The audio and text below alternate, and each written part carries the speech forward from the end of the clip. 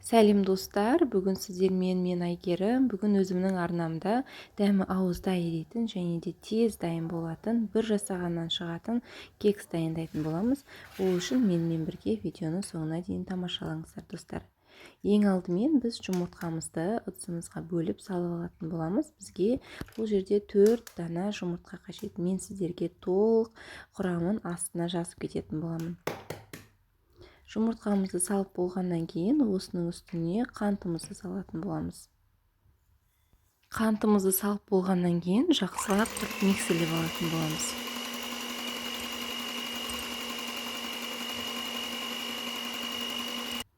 Енді осының үстіне сұйық майымызды саламыз және де айранымызды салып алатын боламыз.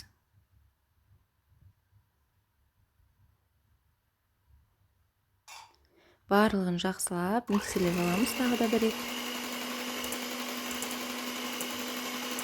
Енді дайын болған сұйықтығымыздың үстіне құрақ заттарымызды саламыз, яғни ұнымыз бен қопсытқышымызды дәл осылай араластырып алатын боламыз.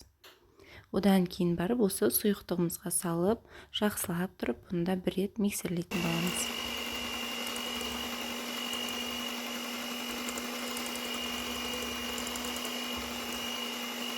Мінекей достар, біздің бұл кексіміздің жасалу жолы өте тез және де үйдегі бар заттардан бір жасағаннан шығады. Енді дайын болған сұйықтығымызды осындай қалаған формадағы ыдыстарыңызға салып, кекстарыңызды пісіріп алсаңыздар болады. Дайын болған кекстарымызды формаларымызға салып, 180 градуста қызып тұрған пешімізде 25-30 минуттай пісіріп алатын боламыз.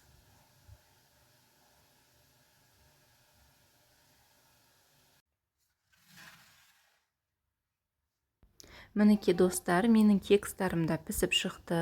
Міндетті түрде суығаннан кейін үстін осылай сахарный пудра сеуіп сәндесеңіздер де болады, немесе өз қалауларыңыз шоколад сепсеңіздер де болады бетіне. Достар, менімен бірге видеоны соңына дейін тамашалағандарыңызға рахмет. Егер де менің видео рецептім сіздерге ұнап жатса, міндетті түрде менің каналыма тіркеліп, лайктарыңызды басып, пікірлеріңізді қалдырып кетіңіздер. Ал мен сіздермен келесі осындай керемет рецепттермен кездескенше қоштасамын.